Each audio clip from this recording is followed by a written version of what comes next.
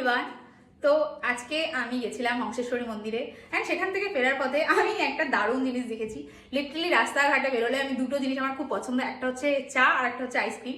তো চা তো আমি খেয়ে এসেছি, বাট আইসক্রিমটা আমি বাড়িতে নিয়ে এসেছি কারণ একটা নতুনত্ব আইসক্রিম আমি অ্যাকচুয়ালি দেখলাম।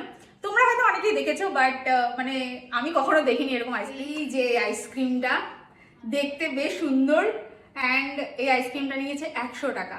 মানে বাপের জন্য খাইনি 100 টাকার আইসক্রিম, ঠিক আছে? না না, সিরিয়াসলি খাইনি, বাট আমার মেন কথা হচ্ছে প্যাকেজিংটা এত সুন্দর। 2 1 wow, it looks like popcorn. Literally মনে হচ্ছে পপকর্ন রয়েছে এটার মধ্যে। আমি জানি অনেকেই খেয়েছো, কারা কারা খেয়েছো এই আইসক্রিমটা আমাকে কমেন্ট করে জানাও। আমার তো দারুণ লাগছে, টেস্ট করা যাক হয়তো। এই আইসক্রিম নর্মাল আইসক্রিমের মতোই খেতে, জাস্ট দেখতে সুন্দর, ডেকোরেশনটা এত করা, এত মানে তামঝাম করে এই বক্সেরই মনে 100 টাকা নিয়েছে গাইস। নর্মাল আইসক্রিমের মতো খেতে। ভাই ভেঙে যাচ্ছে, মানে বড় লোকই আইসক্রিম যাকে বলা যায় আর কি। তো তোমরা কারা এই আইসক্রিমটা ট্রাই করেছো আমাকে কমেন্ট করে জানিও। বাই।